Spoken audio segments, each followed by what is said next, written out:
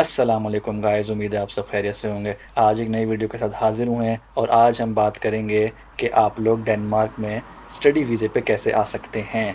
मेरी last video में मैंने थोड़ा बहुत ज़िक्र किया था इसके ऊपर कि आप लोग कैसे अप्लाई कर सकते हैं और कैसे आप लोग ख़ुद अप्लाई कर सकते हैं। कोई भी एजेंट का चक्कर नहीं है इसके अंदर, ख़ुद ही आप ऑनलाइन अप्लाई कर सकते हैं। डेडलाइंस आपने मीट करनी है, एडमिशन रिक्वायरमेंट्स फुलफ़िल करनी है and you are good to go और आप डेनमार्क स्टडी वीज़ा पे आ सकते हैं।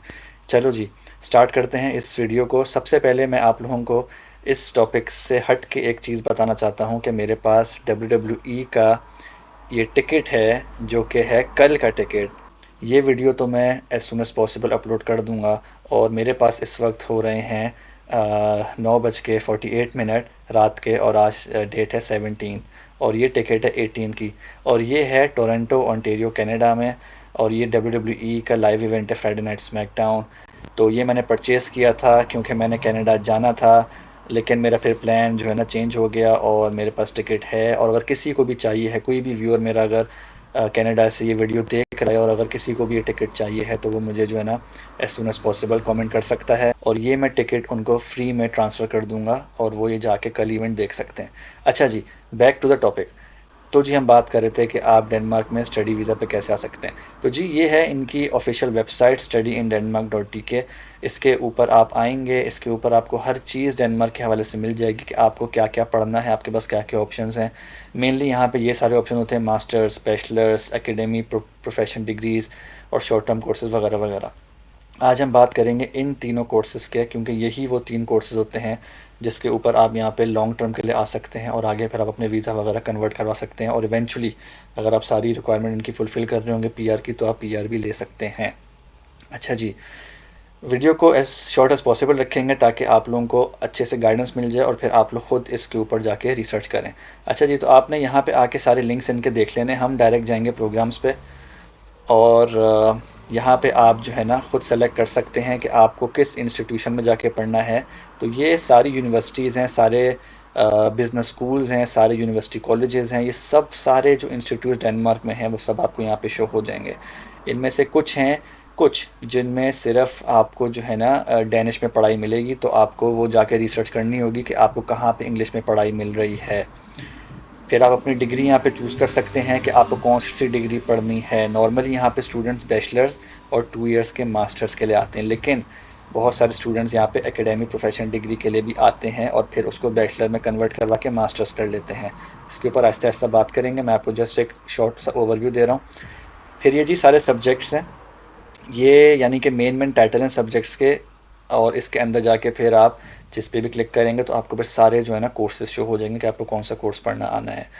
मेनली यहाँ पे स्टूडेंट्स हमारे जो पाकिस्तान, इंडिया, बांग्लादेश और हमारे जो सारा है रीजन एशिया का, वो यहाँ से ये वाले प्रोग्राम्स पढ़ने आते हैं क्योंकि फर्स्टली इनमें एडमिशन्स थोड़ा सा इजी होता है कि मिल जाता है और इसकी एडमिशन रिक्वायरमेंट्स भी कम होती हैं और प्लस इनकी ट्यूशन फ़ीस भी कम होती है। मैं आपको बताता चलूँ कि डेनमार्क में हर हाल में आपको ट्यूशन फ़ीस पे करनी है, सिर्फ उस हाल में पे नहीं करनी कि अगर आपकी स्कॉलरशिप लग गई है। अच्छा जी, तो ये सारा कुछ है। हम थोड़ा सा जो है ना किसी भी सब्जेक्ट पे क्लिक कर लेते हैं, इसी पे क्लिक कर लेते हैं कि इसमें हमें कौन कौन से प्रोग्राम शो हो रहे हैं।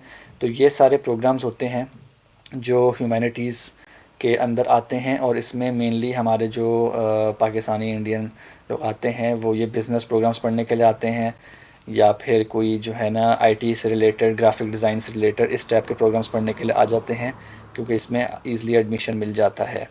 हर प्रोग्राम की रिक्वायरमेंट अपनी है। आप किसी प्रोग्राम पे भी क्लिक करते हैं तो आपको जो है ना वो उनकी वेबसाइट पे, यानी उनका आपको बता देगा कि किस इंस्टीट्यूशन में पढ़ाए जा रहे हैं, इसका ईयर, कितने साल का प्रोग्राम है, उसकी कितनी फ़ीस है टोटल प्रोग्राम की। तो ये आपको ख़ुद रिसर्च करनी है कि आपको कौन सा प्रोग्राम पढ़ना है और फिर इसके आपको करियर अपॉर्चुनिटीज़ भी दिख रही हैं कि आप क्या क्या काम कर सकते हैं डेनमार्क में और डेनमार्क से बाहर भी जब आप यहाँ से ग्रेजुएट कर लेते हैं। अच्छा जी, तो ये वेबसाइट तो है, आप इसके ऊपर आराम से रिसर्च करेगा। मैं आज आप लोगों को बताता चलूँ कि इस वक्त जो एडमिशन्स हो रहे थे वो क्लोज़ हो चुके हैं डेनमार्क के, क्योंकि सितंबर में पढ़ाई स्टार्ट है। सितंबर में दिन ही कोई 13 से 15 दिन रह गए हैं, तो इस वक्त के एडमिशन्स बंद हैं। लेकिन फरवरी इनटेक के एडमिशन्स ओपन हो चुके हैं और उसकी डेडलाइन हर यूनिवर्सिटी की अपनी है, लेकिन मेनली जो हमारे नॉन ईयू स्टूडेंट्स हैं जिनमें हम आते हैं पाकिस्तान, इंडिया से, उनकी डेडलाइन जो है ना 1 अक्टूबर या 15 अक्टूबर होती है। तो जी हम चलते हैं आहिस्ता आहिस्ता एक एक यूनिवर्सिटी पे जो मैंने यहाँ पे ओपन करके आप लोगों के लिए रखी हुई हैं। ये है जी SDU, शॉर्ट फॉर्म में इसका फुल फॉर्म है यूनिवर्सिटी ऑफ साउथर्न डेनमार्क। आप यहाँ पे जाके इनका देख सकते हैं कि इस SDU पे जाएं, प्रोग्राम्स पे जाएं, मास्टर फेब्रुअरी इनटेक, और यहाँ पर आप देख सकते हैं कि कौन कौन से मास्टर्स प्रोग्राम खुले हैं। और आप देख सकते हैं जी कि यहाँ पे इनकी डेडलाइन भी लिखी हुई है और यहाँ पे स्पेशल कंडीशंस भी लिखी हुई हैं कि अगर आप आउटसाइड ऑफ यूरोप से हो तो आपके पास डेडलाइन सितंबर 1 की है। तो जी सितंबर 1 में कुछ ही दिन रह गए हैं। जो जो ये वीडियो वॉच कर रहा है और जो जो इंटरेस्टेड है वो इस वेबसाइट पे ज़रूर जाके जो है ना इन प्रोग्राम्स को सर्च करे कि अगर वो इनमें क्वालिफाई कर रहा है तो वो जो है ना अप्लाई कर सकता है। देखिए काफ़ी सारे प्रोग्राम्स खुले हैं, तो जिनमें भी आप यानी कि एलिजिबल हैं आप उस पर जाके क्लिक करें। नॉर्मली जो है ना जो जिसमें इजी होते हैं यानी कि एडमिशन मिलना, वो ये इकोनॉमिक्स एंड बिजनेस एडमिनिस्ट्रेशन के ना प्रोग्राम्स होते हैं, और प्लस फिर MA in business language and culture. हम इस पर क्लिक करके देख लेते हैं। और इसका जो है ना कैंपस है उडेंसे में, जो कि कोपेनहेगन से कोई 1 आवर की ड्राइव पर है। और इसका देखें ये इनटेक जो है सितंबर एंड फरवरी भी है, और इंग्लिश में पढ़ाया जाता है। और उसकी ट्यूशन फ़ीस 3100 पर सेमेस्टर है, जो कि सबसे कम है पूरे डेनमार्क में। इससे कम फ़ीस आपको कहीं नहीं मिलेगी डेनमार्क में, तो इससे आप ज़्यादा ही जो है ना एक्सपेक्ट करें अगर आप कोई और प्रोग्राम यहाँ पे पढ़ने के लिए आ रहे हैं। ठीक है जी, तो आप इसको जो है ना रिसर्च करें। हम आगे बढ़ते हैं। ये है जी ओलबर्ग यूनिवर्सिटी। ये लोग सिर्फ फरवरी इनटेक में सिर्फ एक ही प्रोग्राम ऑफ़र कर रहे हैं, तो ये अगर आप इसमें एलिजिबल होते हैं बिल्डिंग एनर्जी डिज़ाइन में, तो आप इस पे अंदर जाके देख सकते हैं और सारी एडमिशन रिक्वायरमेंट्स इनकी देखें और आप फिर इस पर भी अप्लाई कर सकते हैं। आगे आते हैं। ये है जी कोपेनहेगन बिजनेस स्कूल, और इनका भी अनफॉर्चुनेटली सिर्फ एक प्रोग्राम ही है जो ये ऑफ़र कर रहे हैं, और उसका है MSc in business administration and digital business winter application round. तो आप यहाँ पे भी जाके देख सकते हैं कि इसकी क्या रिक्वायरमेंट्स हैं, और अगर आप इसके एंट्री रिक्वायरमेंट्स फुलफ़िल कर रहे हैं तो इस पर भी आप अप्लाई कर सकते हैं। आगे आते हैं जी। ये है जी ओहुस यूनिवर्सिटी। इनमें इन्होंने देखें ये लिखा हुआ है कि ये सितंबर का जो है ना इनटेक की डेडलाइंस इनकी ये थी, और जो अब जनवरी का फरवरी का इनटेक आ रहा है उसकी डेडलाइंस हमारे लिए deadline for non use citizens इस 15 सितंबर। तो जी टाइम कम है और कंपटीशन ज़्यादा है, और इनके प्रोग्राम्स भी कुछ होंगे जो तभी इन्होंने यहाँ पे डाला हुआ है, तो वो आप जाके रिसर्च करें कि इनके जो है ना कौन से प्रोग्राम्स अवेलेबल हैं। अच्छा, यहाँ पे लिखा है mastery programmes commencement of studies, सही। हम इसके ऊपर क्लिक करते हैं और इसके ऊपर हमारे पास जी हाँ ये प्रोग्राम्स यहाँ पे आ जाएंगे। तो जी ये इनके पास प्रोग्राम्स हैं जो ये ऑफ़र कर रहे हैं फ्रॉम फरवरी। तो आप अगर इनमें क्वालिफाई कर रहे हैं तो अप्लाई करें और डेनमार्क आ जाएं। अच्छा, एक बात मैं आपको बताना चलूँ कि तकरीबन कोई 2 इयर्स पहले डेनिश गवर्नमेंट ने एक लॉ पास किया था कि काफ़ी सारे इंग्लिश प्रोग्राम्स को क्लोज़ कर दिया जाए। तो ये हमारे लिए एक तरीके से यानी कि बैड लक है, क्योंकि काफ़ी सारे स्टूडेंट्स हमारे रीजन से इस यूनिवर्सिटी में पढ़ने के लिए आते थे। किया नाम है इसका और ये कोपेनहेगन में है। और इसकी देखें वेबसाइट पर उन्होंने साफ साफ लिख दिया है कि Danish politicians have decided that Danish schools of applied sciences such as KEA can not admit new full degree students. तो जी ये देखें बस हमारी यानी कि बैड लक है कि इंग्लिश प्रोग्राम्स आहिस्ता आहिस्ता बंद हो रहे हैं, और ये फोकस करना चाह रहे हैं कि इनकी अपनी लोकल ज़ुबान डेनिश में ही जो है ना सारी एजुकेशन दी जाए। तो ये मैंने आपको बस एक इसकी अपडेट देनी थी कि आपको काफ़ी सारे प्रोग्राम्स शो तो हो रहे होंगे, लेकिन आपने उनके अंदर जाके हर प्रोग्राम पे क्लिक करके देखना है कि ये आपको इंग्लिश में ऑफ़र हो भी रहा है कि नहीं। आगे आ जाएं। अच्छा जी, ये एक ऐसी यूनिवर्सिटी है जिसमें बहुत सारे प्रोग्राम्स ऑफ़र होते थे इंग्लिश में, लेकिन अब सिर्फ इनके पास 2 प्रोग्राम्स ऑफ़र होते हैं। इसमें कोई तकरीबन 20 प्रोग्राम्स ऑफ़र होते थे। मैंने खुद यहाँ से पढ़ा है, मैंने अपना बैचलर्स यहाँ से किया है।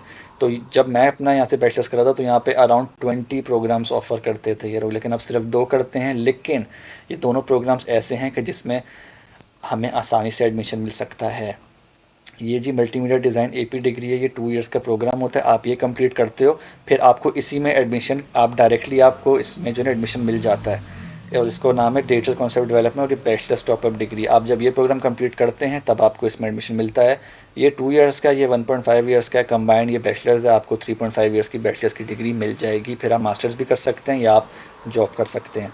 तो इनकी आप देखेगा कि इनकी एडमिशन रिक्वायरमेंट्स क्या हैं और इनकी जो है डेडलाइन कब है, और इसमें भी अप्लाई करेगा। ये है जी दूसरी यूनिवर्सिटी जिसमें भी बहुत सारे प्रोग्राम्स ऑफ़र होते थे, लेकिन अब इनके पास आई थिंक सिर्फ 4-5 प्रोग्राम्स ही ऑफ़र हो रहे हैं। जी हाँ, सिर्फ 4 प्रोग्राम्स हैं। लेकिन इनका भी जो है ना एडमिशन मिलना आसान है। अब देखें इनका स्टार्ट ऑफ टर्म अगस्त, ये सिर्फ जनवरी अगस्त में ऑफ़र कर रहे हैं ये, तो आप सिर्फ इसके लिए क्वालिफाई कर सकते हैं। और ये सिटी एसपिया भी जो है ना बहुत यानी एक तरीके से चीप सिटी है कि आपको यहाँ पे लिविंग एक्सपेंसेस भी काफ़ी कम है अगर आप कंपेयर करते हैं बड़े शहरों से जैसे कि कोपेनहेगन और ओहुस। तो आपको जितना छोटे शहर में यानी कि आपको चांस मिलता है अपनी स्टडीज़ का, तो उसको जो ना अवेल करें क्योंकि वहाँ पे लिविंग एक्सपेंसेस कम होते हैं। अच्छा जी, ये एक और यूनिवर्सिटी है और ये इसकी वेबसाइट डैनिश में खुली हुई है। इसको हम इंग्लिश में करने की कोशिश करते हैं कहीं से, अम, जो कि मुझे समझ नहीं आ रहा कहाँ से होगी इंग्लिश में ये, लेकिन इसमें भी कुछ प्रोग्राम्स हैं। आपको मैं अगर यहाँ पे डैनिश में दिखा सकूँ तो इसमें ये काफ़ी सारे प्रोग्राम, अच्छा ये सब यानी कि मैंने डैनिश में वेबसाइट खोली हुई है तो ये डैनिश में ही मुझे शो हो रहा है। लेकिन इसमें से आप जब इसकी वेबसाइट पे जाएंगे, इसका नाम है VIA.DK, तो आप यहाँ पे जाके ट्राई करें, आप इसको इंग्लिश में करें और फिर आप इंग्लिश के प्रोग्राम्स देखें इनके कि इनके कौन कौन से प्रोग्राम्स खुले हैं। जैसे कि ये study start August and February, तो कुछ इनके प्रोग्राम देखें अगस्त और फेबररी दोनों में खुले हुए हैं, तो आप इनमें देख सकते हैं क्या ये इंग्लिश में ऑफ़र कर रहे हैं कि नहीं। ठीक है जी।